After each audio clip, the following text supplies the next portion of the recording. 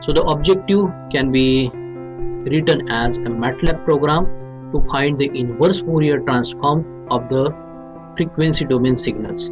So here we are going to take, for example, 4 frequency domain signals. The first frequency domain signal can be represented as capital X1 of j omega is equal to capital A pi in the bracket del in the bracket omega minus omega 0 added with del of omega plus omega 0 here. So here capital omegas have been represented to have the frequency domain denotion here. The pi is a constant, capital A is also will be a constant here. So this is the first signal, and as it is in terms of imaginary variable j into omega, it is the frequency domain representation. The second one in the similar case is capital X2 of j omega. So the capital letters have been representation for the frequency domain as usual. So it is A pi divided by j in multiplication to the square bracket, where we have del of omega minus omega 0 added to subtracted del of omega plus omega 0. The third signal can be given as capital X3, that is equal to capital A divided by 1 plus j omega. And the fourth one is capital X4 of j omega given as 3 times j omega added to 4, this is whole divided by j omega square plus 7 times j omega plus 12 here. So this is the task we have been provided to execute into the MATLAB environment. So let us switch to the MATLAB environment. So now to begin with, as we have been provided the 4 signals here, so whatever the constants we shall be requiring to have the representation or the generation of the signals frequency domain into the MATLAB environment, we shall begin with, first of all we shall be write sims the variable t, and it will be of course a real. Next to that, the second variable will be sims capital A, it will also be a real here. Then for omega 0 here, we shall be writing here sims small o a real, and for capital omega simply we shall be mentioning sims w a real. So this way we have declared the 4 variables that we shall be using to have the generation of the 4 signals we have been provided into the program statement here. So in the program statement we have the first signal in frequency domain given as capital X1 of j omega, capital A into pi in multiplication to the square bracket, where we have the addition of direct delta function over the subtraction of omega minus omega 0 and the addition of omega plus omega 0. So let us generate this signal into the MATLAB.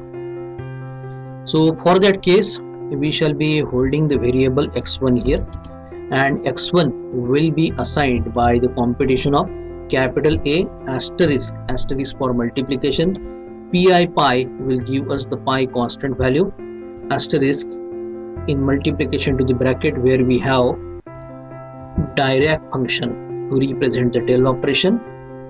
In the bracket we can put w minus o, that is capital omega minus capital omega suffix 0, and this is further added to again the Dirac operation.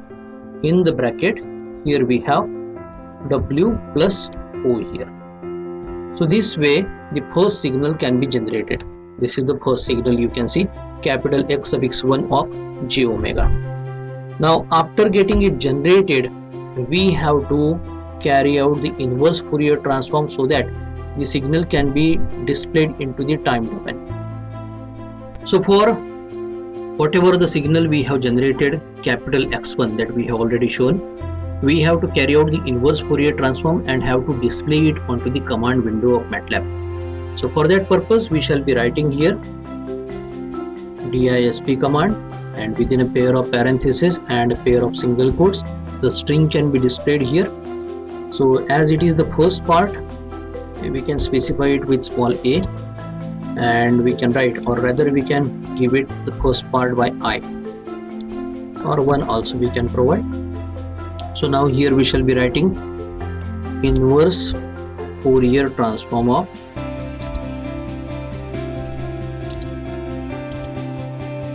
the signal that has been represented by capital X1, and by the next step we shall display its time domain representation. So its time domain representation can be computed small x1, so it has to be capital X1 as it is in the frequency domain, and it will be carried out by I Fourier command. And to this I Fourier command the input can be given as capital X1 comma t here.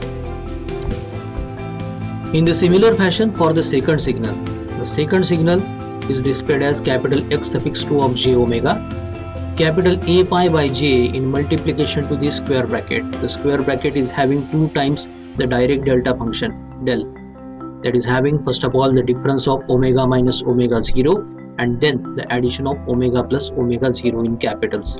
So let us generate that mathematical logic.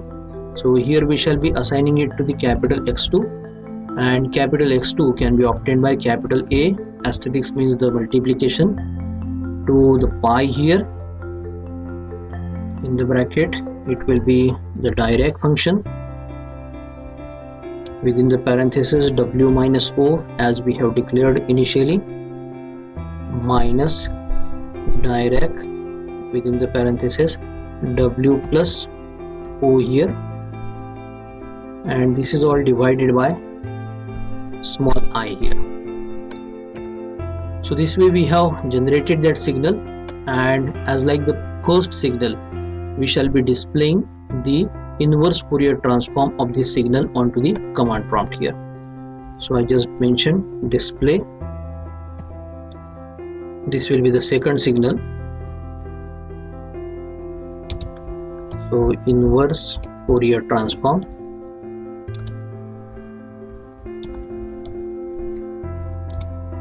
of capital X2 is, and by the next line we shall provide small x2 as the variable, and the command will be I Fourier,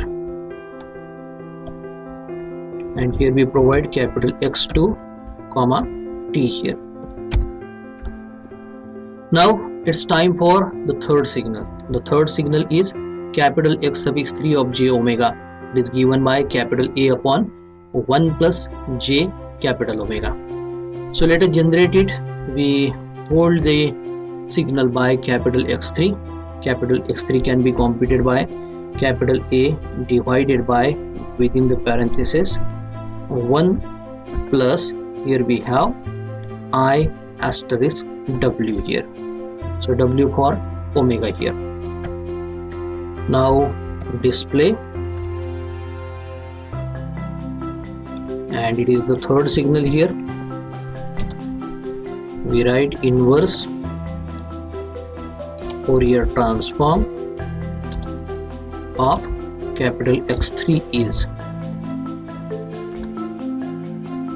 So this display have to be ended with the semicolons here. By default it will be displaying on the command prompt here, and here we take small x3 as the variable to hold this value here. So I Fourier is the command, and the input we provide capital X3 comma t here. Now the fourth signal you can visualize capital X4 in the bracket j omega, so it is given here. Now let us generate that capital X4. So it is computed as, we have first of all the numerator terms. So in the numerator we have 3 in multiplication to capital omega, that is w here, which is added 14, and this is all divided by within the brackets. Here we have w to the power 2 added to, we have 7 in multiplication to w added with 12 here. Now display. So within a pair of single quotes we have the fourth signal, inverse Fourier transform of capital X4 is, and by the last line we have small x4 is equal to I Fourier. So to this syntax we provide the input as capital X4 comma T here. So this is the MATLAB script we have generated. We will be saving it with the name program 1_21. .m will be the file extension, and now with the saved changes we can run it. So as we run this particular program onto the command prompt, what I maximize here, you can see the inverse Fourier transform of capital X1 is, so X1 we have obtained with capital A in multiplication to this form here. So this is nothing but the form of the cosine function. So by the Euler's formulae we can have the representation into the exponentials here. So 2 is in the denominator here. To have the display of small x1, that is the time domain representation of capital X1 after inverse Fourier transformation, you should not put the semicolon at the end, otherwise it will be suppressed and it won't be displayed onto the command prompt here. In the similar fashion, for the second signal we have obtained its inverse Fourier transform and it is given in this form. As we have the minus sign in the middle here in between these two exponentials, this is nothing but the sine form by the Euler's formula here. The third signal and the fourth signal, those were into the frequency domain, as we can see here 1 2 3 4 x1 x2 x3 x4 in capitals. Those have got transformed into the time domain by the use of inverse Fourier transformation. So this was the task to have the inverse Fourier transformation executed onto the frequency domain signals provided to us.